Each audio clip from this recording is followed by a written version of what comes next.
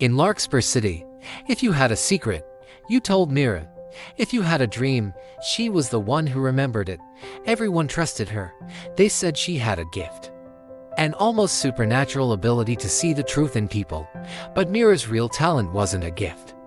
It was a relentless, burning curiosity.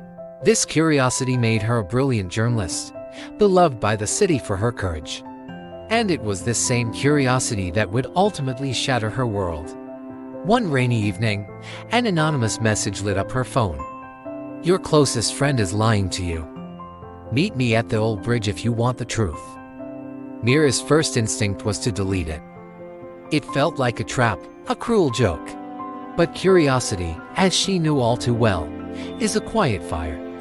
It never truly sleeps. It just waits for a breath of wind. So, pulling her coat tight against the chill, she went to the bridge. A figure emerged from the shadows, face hidden by a hood. He didn't say much, just handed her a small, cold flash drive. Open it. His voice was raspy, urgent. You deserve to know. Back in the sterile quiet of her apartment, Mira plugged the drive into her laptop.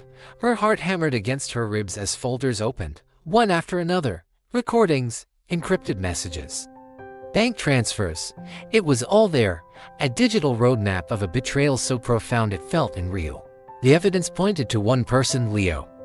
Her childhood friend, her partner in every crazy scheme, the one person she thought she could count on for anything. He had been selling information about her investigations to the very criminals she was trying to expose. Every time she got close to uncovering a major corruption scandal, Leo would tip them off. He was the leak. The ghost in her machine.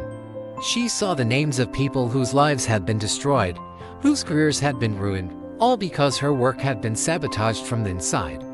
Her hands began to tremble, the screen blurring through a sudden film of tears. Betrayal doesn't just sting, it poisons you from the inside out, especially when it comes from the person who knows every corner of your heart. The next morning, the confrontation was quieter than she'd imagined. She laid a single printed bank statement on the table between them. Leo didn't even try to deny it. His confession was calm, almost casual. I did it for us, Mira, he said. His eyes pleading. They paid me enough so we could finally leave this dead-end city. You chase truth like it's some holy grail, but truth doesn't pay the bills. It doesn't protect you. Money does. The words hung in the air, cold and heavy. You sold my work, she whispered, the accusation barely audible. You sold me. Leo took a step closer, his voice dropping. No, I saved you. Do you have any idea what they would have done to you if you depublished those stories? If I hadn't warned them, you'd be dead by now. In that horrifying moment, Mira understood, in his twisted logic, this monstrous betrayal was an act of love.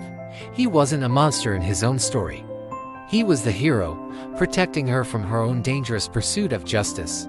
For him, betrayal was just love wearing a different, more practical face.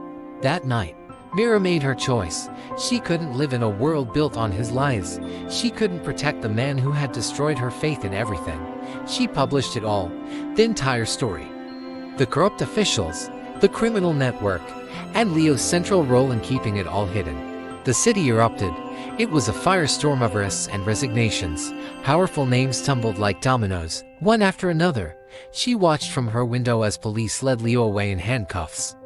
As he passed her building, he looked up.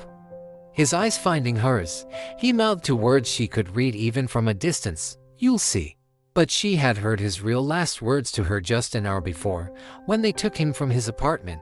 Your curiosity will be the end of you, he had said, his voice soft, almost a promise.